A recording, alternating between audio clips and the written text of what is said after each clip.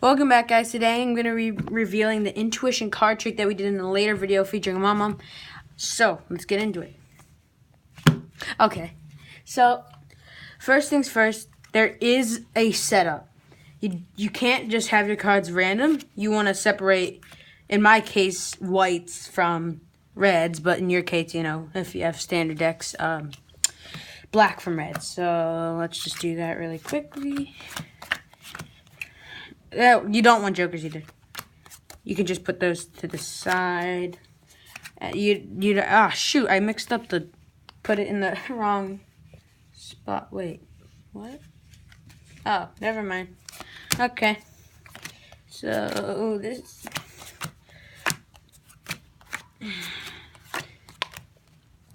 Okay. And now you can, you know, set your jokers aside. You know, maybe you want to just put them in your box or something. You know, either way. Okay, now that you're in this position, you want to separate these into 13. So count down. Oh, wait. Shoot. Okay. Count down 13 of each color, as I do right here. 1, 2. Okay, that's 13. Now keep these piles separated and do the same as well with the white, or in your case, maybe black cards. Okay.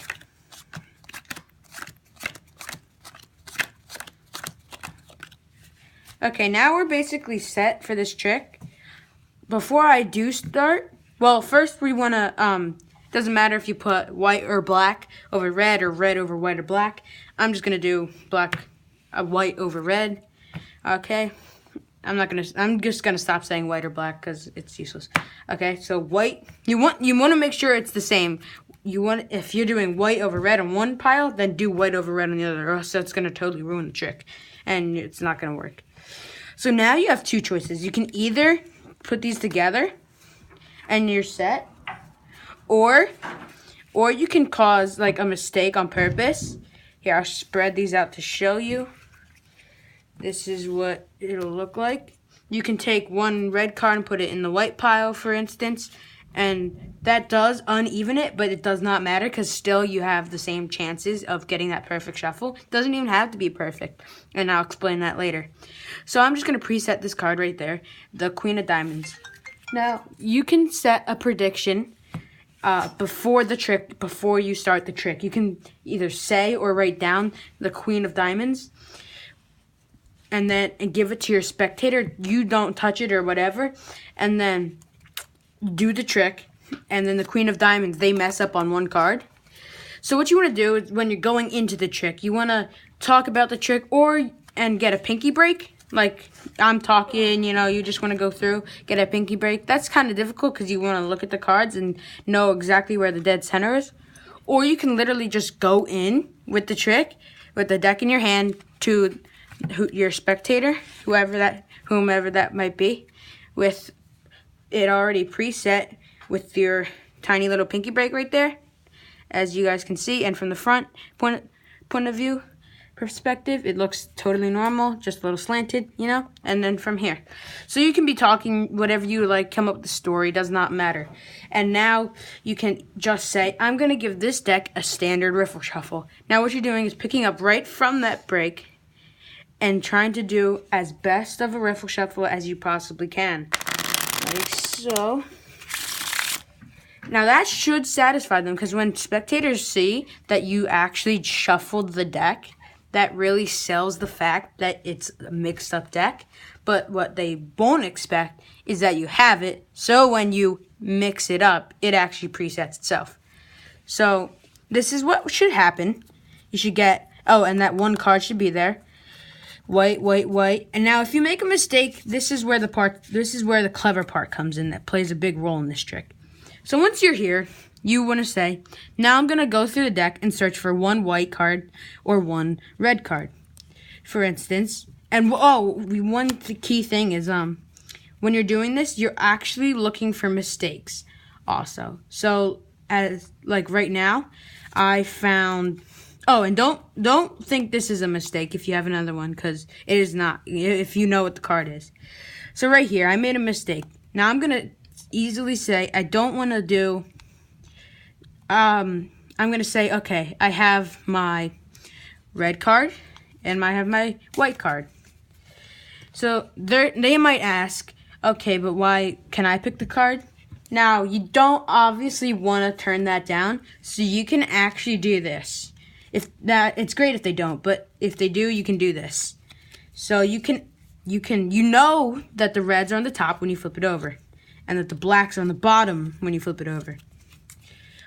It's like 1 in like 100 chances that if you do this, that they will pick this card that is preset, which doesn't ruin the trick, as long as you didn't give them you can change your trick and like somehow be like, okay, you know what, this prediction doesn't matter, and they get it all correct in the end. But chances are they're not gonna. So what you want to do is start off really slow when they pick. If they say, I want to pick a red card first, start really slow, just casually go through like this. So you're staying within the limits of these red cards right here. Now, if you think you've hit around where the white cards start, then you might want to accidentally drop it or like, whoops, sorry, my bad, and start over from right where you were. Eventually, they will just say stop. So they can say stop right here. And you could put that card down. And then when they say, okay, now I want to choose a white card, in my case, then you can go really fast. Not too fast to show that you're trying to get away from this certain pile, but faster than you were before, making it look very natural. So they would say stop, because that's what normally happens. Now you can do that and really get the point through that they picked their own card, which they kind of did. Or you can just say, it doesn't matter, I'll pick another random card, honestly. Enough about that. So, you're preset, and you just want to place the deck down like so. Face down. All the cards are actually face down, and they're in their order of red, red, red, red, red, white, white, white, white, with that one preset red card. So, now, this is where the real magic happens. You're gonna tell them. This is where you get them involved. So you're gonna tell them, use your intuition.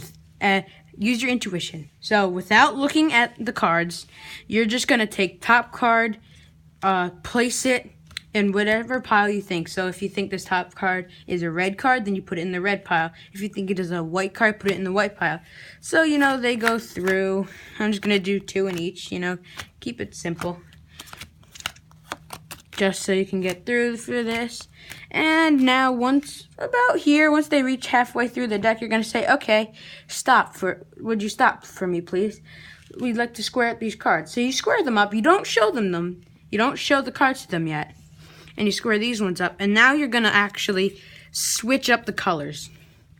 So now you're going to say, or whatever you come up with, you're basically going to switch these two. They can see this. You're going to switch them. Now you're going to say whatever you want to say to switch it. I just say, now if you think the card's white, put it in this pile on top of this. Just to make sure they know, don't put it in a separate pile. And if you think it's red, put it in this pile on top. So they'll go through. I'll do 2 cards the same. So this is what will happen. Okay. Now this is the part where you have to do some of the work. So when you do this trick, this is a crucial part. You want to make it look as real as you can. So if you say you want to do the white first or the red first, it doesn't matter. Just take a peek at the bottom of the cards, okay? Now, you only have to take a peek at one pile, because they're both going to be the same no matter what. So if it's red, white, whatever, then you're gonna put it on the opposite one that's facing. So if you don't know what that means, it's kind of confusing to get at the first. So if this is here, red, you want to put it with this pile, and if it's red here, you want to put it with this pile. Now what you're going to do is, because this can actually be red because it's black here, white here. So you're going to spread this out to the right. This is important, to the right, because you're going to say this used, hold on, that was a terrible spread, my gosh. Because you're going to say this used to be this card used to be the white pile. So obviously you're going to start off with the white cards, which really shows the idea that it's real magic. But you're going to go through, you know, and the Queen of Diamonds, as you can see, your prediction.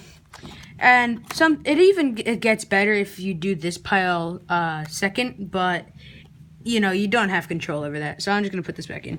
So your prediction, you wow them. Now you can even wow them enough, or, you know, reveal that prediction. Now this is the important part. You're going to say this used to be the red pile. Okay? Or white, you know, it doesn't matter. So you actually want to spread to left now. So it looks like, oh shoot, that was terrible.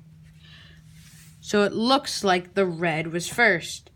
Because if you do it like this, the spectator might be like, wait, why is the white first and then the red?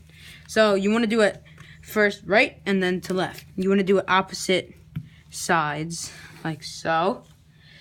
So it looks like the red came first and then the white. And then you can wow them again. Oh my gosh, you got it all right. So from here on, they are amazed from the trick. Now, either in this position, you can just say, thank you guys. You know, I hope you like the trick, you know, whatever you want to do. Or you can put these back aligned and, you know, just put them like that, and you're set for another go for the same trick, because it actually puts them back into that position.